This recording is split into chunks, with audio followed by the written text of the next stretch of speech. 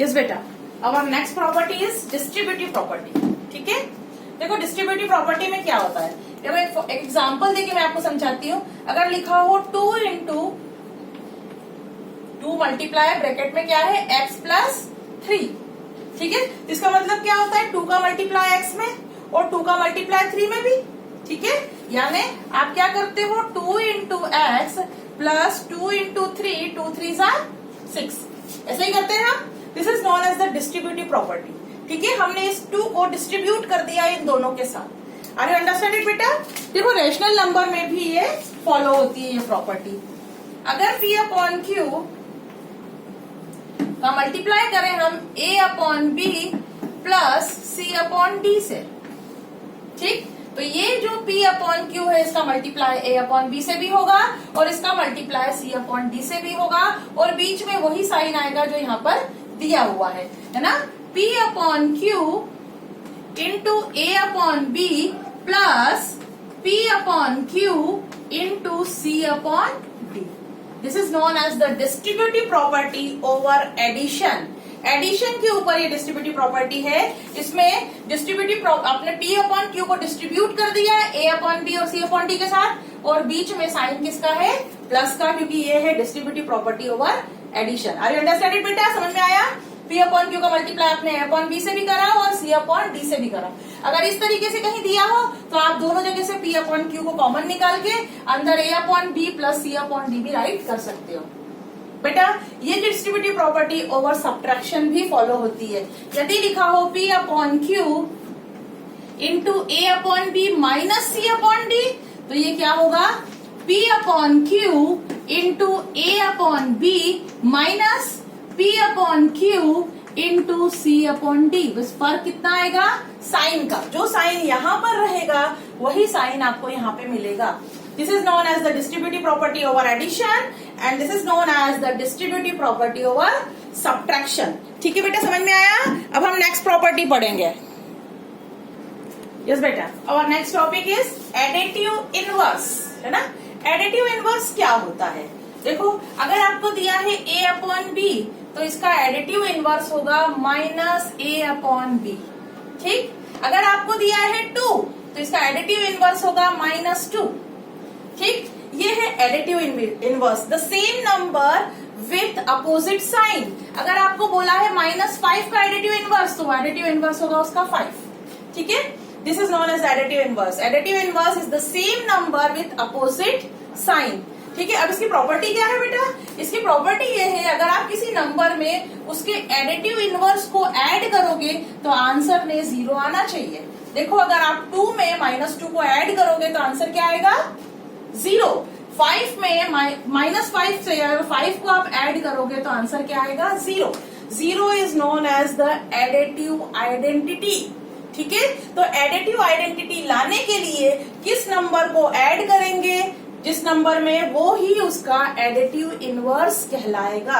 Are you understand it बेटा? Additive inverse आपको समझना ये है कि आपको किस नंबर, जो नंबर दिया है आप उसमें क्या ऐड करोगे तो 0 आएगा। तो बस इतना ध्यान रखना है, additive inverse is the same number with opposite sign. यदि आपसे कहा है P अपॉन Q का एडिटिव इनवर्स क्या होगा तो माइनस P अपॉन Q होगा। यदि आपसे कहा है C upon D minus C upon D का एडिटिव इनवर्स क्या होगा तो C अपॉन D होगा। The same number with opposite sign, वही नंबर अपोजिट साइन के साथ उसका एडिटिव इनवर्स होता है। क्यों? क्योंकि वो इस प्रॉपर्टी को बिलोंग करता है कि आप किसी नंबर में यदि उसके एडिटिव इनवर्स को ऐड करोगे तो आंसर में 0 मतलब एडिटिव आइडेंटिटी आना चाहिए। आर यू अंडरस्टैंड इट बेटा? समझ में आया एडिटिव इनवर्स? अब हम पढ़ेंगे मल्टीप्लिकेटिव इनवर्स। ठीक है, क्या पढ़ेंगे अब हम? Multiplicative inverse. ठीक है, अपना नेक्स्ट टॉपिक क्या है, मल्टीप्लिकेटिव इनवर्स। अब किसी नंबर का मल्टीप्लिकेटिव इनवर्स क्या होगा, है ना? अगर आपको दिया है A अपॉन B तो इसका मल्टीप्लिकेटिव इनवर्स होगा B upon A। The reciprocal of the number क्या होता है multiplicative inverse? Reciprocal of the number, जो भी नंबर आपको दिया है उसका रेसिप्रोकल उस नंबर का मल्टीप्लिकेटिव इनवर्स होता है। सीधी बात ये है। ठीक है। मल्टीप्लिकेटिव इनवर्स क्या होता है, जो भी नंबर दिया है उसका रेसिप्रोकल यदि आप कर दोगे तो वो उसका मल्टीप्लिकेटिव इनवर्स कहलाएगा। क्यों, क्योंकि इसकी प्रॉपर्टी है, क्या प्रॉपर्टी है मल्टीप्लिकेटिव इनवर्स की, multiplicative identity is 1। Multiplicative identity क्या है, 1।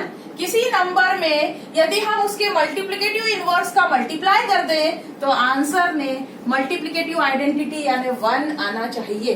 ठीक है, अगर आप 2 में किसका मल्टीप्लाई करोगे कि 1 आएगा, ठीक है, 2 में 1/2 का मल्टीप्लाई करोगे तभी तो 1 आएगा। It means 1/2 is the multiplicative inverse of 2। आई बात समझ में। आप यदि किसी नंबर में उसके रेसिप्रोकल का मल्टीप्लाई कर देते हो तो आंसर हमेशा 1 आता है and 1 is the multiplicative identity. तो किसी नंबर का मल्टीप्लिकेटिव इनवर्स उसी नंबर का रेसिप्रोकल होगा। ठीक है, बात समझ में आई आपको। यदि आपसे कहा जाए 2/3 का मल्टीप्लिकेटिव इनवर्स क्या है तो 3/2 होगा। -4/5 का मल्टीप्लिकेटिव इनवर्स तो -5/4। यहाँ पे साइन नहीं बदलेंगे क्योंकि जब आप -4/5 का मल्टीप्लाई -5/4 से करोगे तो आपको 1 मिलेगा। देखो 5 से 5 कैंसिल, 4 से 4 और माइनस माइनस प्लस। साइन नहीं चेंज करना है, यहाँ पर आपको सिर्फ रेसिप्रोकल बनाना है। ठीक है, the reciprocal of the number is known as its multiplicative inverse. किसी भी नंबर का रेसिप्रोकल उसका मल्टीप्लिकेटिव इनवर्स होता है। 2 का मल्टीप्लिकेटिव इनवर्स 1/2, क्योंकि 2 का मतलब क्या होता है 2/1। अगर आपसे पूछा जाए a का मल्टीप्लिकेटिव इनवर्स क्या है तो a मतलब a/1, इसका मल्टीप्लिकेटिव इनवर्स होगा 1/a, the reciprocal of that number. Are you understand it बेटा। आपको इस चैप्टर की सारी प्रॉपर्टीज समझा दी है मैंने। अब हम नेक्स्ट लेक्चर जब लेंगे तो हम एक्सरसाइज 1.1 स्टार्ट करेंगे, है ना। चैप्टर 1 कर रहे हैं हम, अब हम नेक्स्ट टॉपिक में नेक्स्ट लेक्चर में एक्सरसाइज 1.1 स्टार्ट करेंगे। ओके बेटा, are you understand all those things. Okay.